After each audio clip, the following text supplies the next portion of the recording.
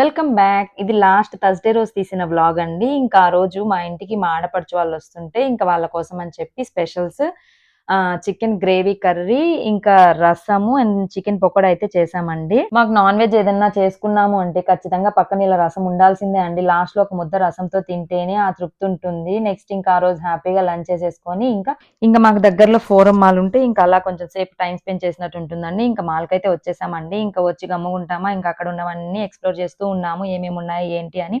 ఎలాగో ఇంత దూరం రానే వచ్చాం కదా అని పక్కనే గోల్డ్ షాప్ ఉంటే నేను పట్టీలు కొనాలి అని చాలా రోజుల నుంచి అనుకుంటున్నానండి. ఎలాగో వచ్చాం గదా అని చెప్పి ఇంక నేను పట్టీలు గూడా ఇక్కడ ఈ షాప్‌లో అయితే తీసుకున్నాను. నేను తీసుకున్నప్పుడు కాస్ట్ కూడా బానే ఉండిందండి. గ్రామ్ రూ. 145 అలా పడింది.